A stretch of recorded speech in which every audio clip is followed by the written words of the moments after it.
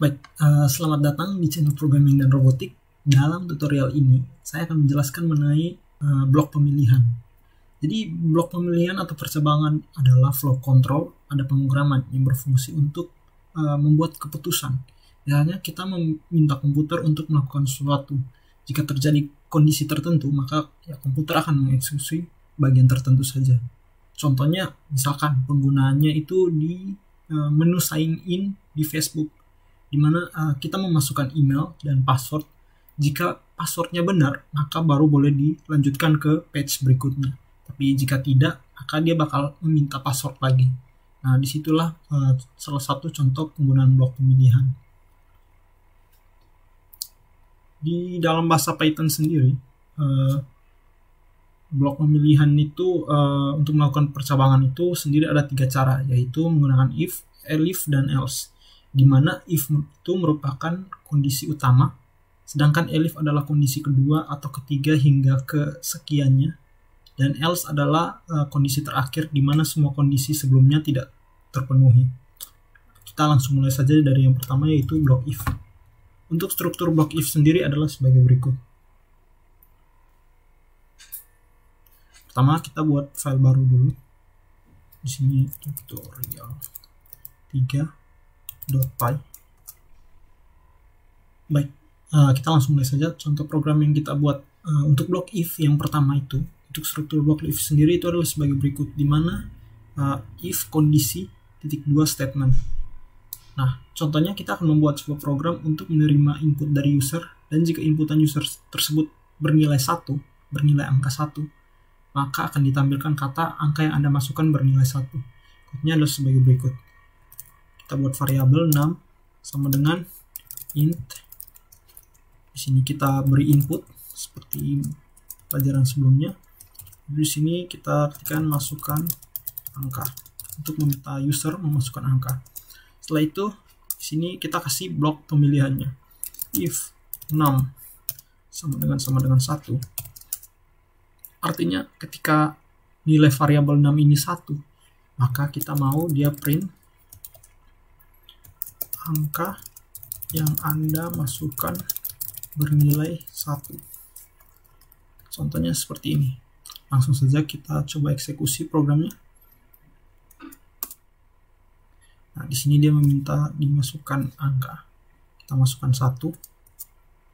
Teman-teman dapat melihat di sini angka yang Anda masukkan bernilai 1. Namun bagaimana jika kita memasukkan angka yang lain, misalkan 2? Nah, di sini dia tidak memunculkan angka yang Anda masukkan bernilai 1. Oke, itu untuk blok pemilihan if. Sedangkan untuk kondisi elif sendiri merupakan kondisi di mana kondisi if itu tidak terpenuhi, tapi kita mau tambah kondisi baru lagi, misalkan elif 6 sama dengan 2. Nah, di sini kita mau print angka yang Anda masukkan bernilai 2. Jadi ketika kondisi yang pertama tidak terpenuhi, kondisi keduanya mau apa gitu. Contohnya kayak gitu, elif. Nah, di sini coba kita masukkan angka 2. Teman-teman dapat lihat angka yang Anda masukkan bernilai 2. Sedangkan kita ulang lagi, jika masukkan angka 1, angka yang Anda masukkan bernilai 1. Jadi dia akan mengeksekusi programnya sesuai syarat if yang sudah diberikan.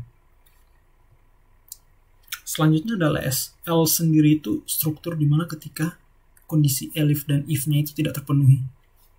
Jadi untuk polanya sendiri dia tidak menggunakan kondisi apapun, jadi langsung else saja kayak gini. Jadi print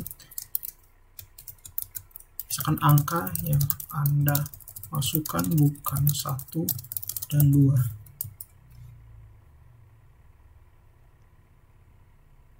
Jadi kita eksekusi lagi. Misalkan dimasukkan angka di sini 3. Nanti yang keluar adalah angka yang Anda masukkan bukan 1 dan 2. Tapi misalkan kita masukkan angka 1, angka yang Anda masukkan bernilai 1. Atau misalkan masukkan nilai 2, angka yang Anda masukkan bernilai 2.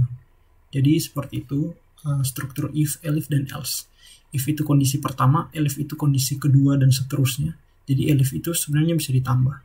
Misalkan kita bisa tambah lagi di sini. Elif 6 sama dengan 3, print angka yang Anda masukkan bernilai 3. Sedangkan di sini kita tambah lagi 1, 2, dan 3. Jadi pas dieksekusi kita masukkan angka 3. Nah, di sini yang dieksekusi itu elif 6 sama dengan 3, di mana dia akan print angka yang Anda masukkan bernilai 3. Jadi seperti itu, elif itu bisa tambah banyak, tapi if itu cuma 1 dan else cuma 1. Itu yang perlu diperhatikan dalam blok pemilihan. Baik, demikian tutorial kali ini. Sampai jumpa di tutorial selanjutnya.